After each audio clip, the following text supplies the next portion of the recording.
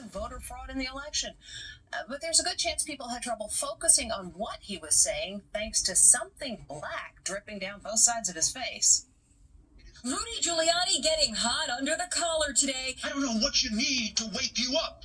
He was sweating so much his hair dye was running down his face. It was especially obvious when he turned to one side. Finally, he wiped the dye away. The president's top attorney held a press conference in D.C. to accuse Democrats of engaging in a coordinated scheme to steal the election. Meanwhile, the president continues staying out of sight. There's a huge crisis going on with COVID, and the president is MIA on that. His estranged niece, psychologist Mary Trump, is weighing in on his state of mind. He lost.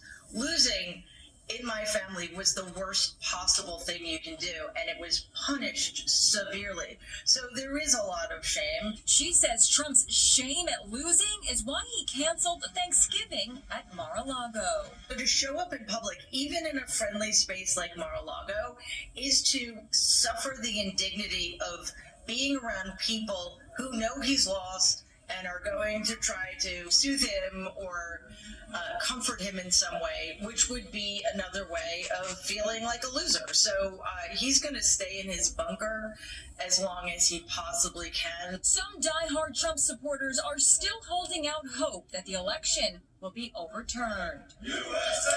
USA! Far-right conspiracy theorist Alex Jones led a march on Georgia's state capitol building.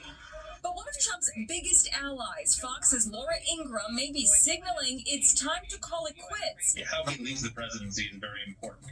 Her guest last night was conservative speechwriter Mark Thiessen, who seemed to be directing his remarks at the president. When Biden is finally declared the winner by the Electoral College, say you're stepping aside for the sake of the country. Don't concede that the election was necessarily fair or that it was legitimate, and immediately announce that you're running in 2024 before the inauguration. Then give a farewell address. This will be a farewell address unlike anyone has ever done because it's going to be MacArthur-esque. It's going to be, I shall return. Now intense